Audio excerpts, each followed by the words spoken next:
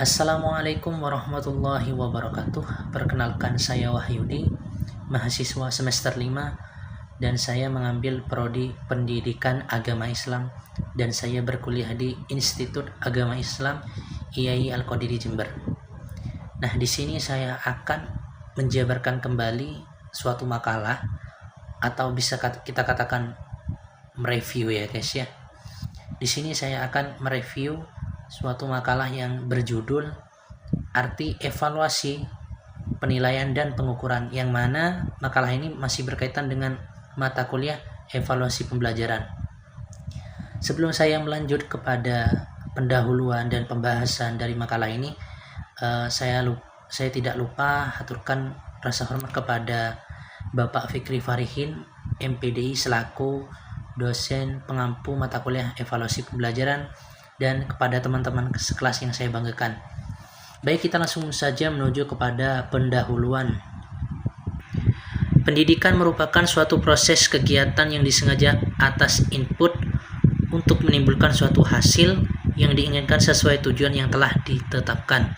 Kemudian evaluasi merupakan subsistem yang sangat penting dan sangat dibutuhkan dalam sistem pendidikan, karena evaluasi dapat mencerminkan seberapa jauh perkembangan atau kemajuan hasil pendidikan. Kemudian di sini kita langsung menuju ke pembahasan yang pertama, yaitu evaluasi.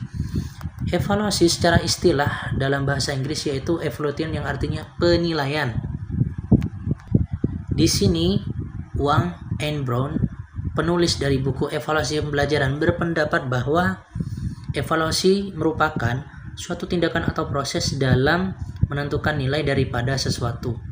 Jadi, jika kita sebagai seorang pendidik ingin mengetahui seberapa jauh pemahaman peserta didik terhadap materi yang sudah diberikan, maka bisa melewati evaluasi, yang mana evaluasi sendiri seperti yang sudah dijelaskan merupakan penilaian atau hasil dari beberapa rangkaian proses yang sudah dijalankan selama berada di pendidikan atau di sekolah.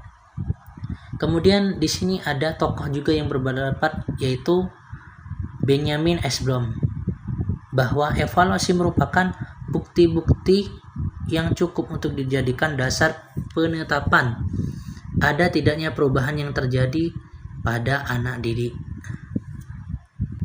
Kemudian kita lanjut kepada pembahasan yang kedua, yaitu mengenai penilaian.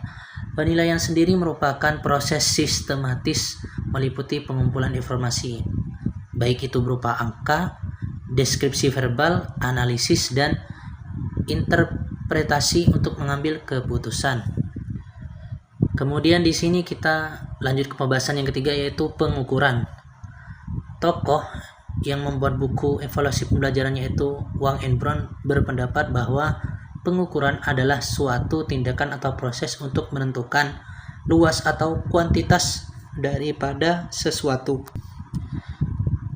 Kemudian Wang and Brown juga mengatakan bahwa measurement means the act or process of extending the extent or quantity of something, yang artinya pengukuran adalah suatu tindakan atau proses untuk menentukan luas atau kuantitas daripada sesuatu.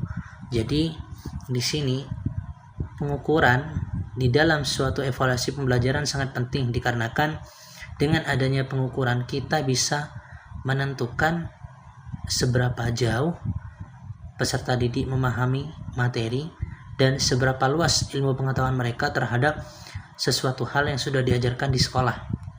Kemudian kita berlanjut kepada kedudukan evaluasi.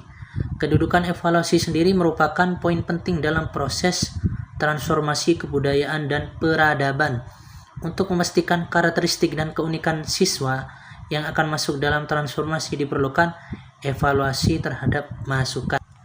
Jadi yang dimaksud dengan kedudukan evaluasi ialah merupakan suatu proses yang dilalui untuk mengetahui dari berbagai karakter yang dimiliki siswa dan dengan keunikan mereka masing-masing, agar proses memasuki transformasi bisa berjalan dengan lancar.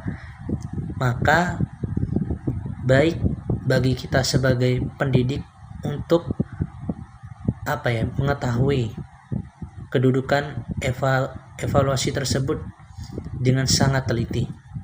Baik, kemudian kita lanjutkan kepada pembahasan berikutnya, yaitu tujuan dan fungsi evaluasi pembelajaran.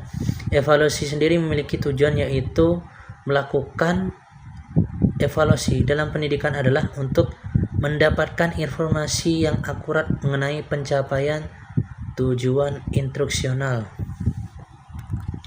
Kemudian evaluasi sendiri juga memiliki beberapa fungsi. Yang pertama yaitu evaluasi berfungsi selektif. Yang kedua, evaluasi berfungsi sebagai diagnostik, dan yang ketiga, evaluasi berfungsi sebagai penempatan. Kemudian lanjut kepada pembahasan berikutnya, yaitu ruang lingkup evaluasi pembelajaran. Di sini ada 4 perspektif dalam evaluasi pembelajaran yang masih termasuk dalam ruang lingkup, yaitu diantaranya evaluasi pembelajaran dalam perspektif domain hasil belajar, evaluasi pembelajaran dalam perspektif penilaian proses dan hasil belajar, dan evaluasi pembelajaran dalam perspektif penilaian berbasis kelas, kemudian evaluasi pembelajaran dalam perspektif sistem pembelajaran. Kemudian di sini evaluasi juga memiliki prinsip umum, ada 3, yaitu prinsip keseluruhan, prinsip kesinambungan, dan prinsip objektivitas.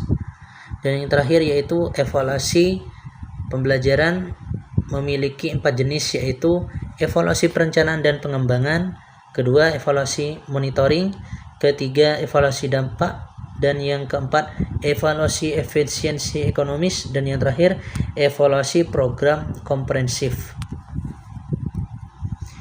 Mungkin itu saja yang bisa saya sampaikan, kurang lebihnya mohon maaf. Ihdinas siratal mustaqim. Assalamualaikum warahmatullahi taala wabarakatuh.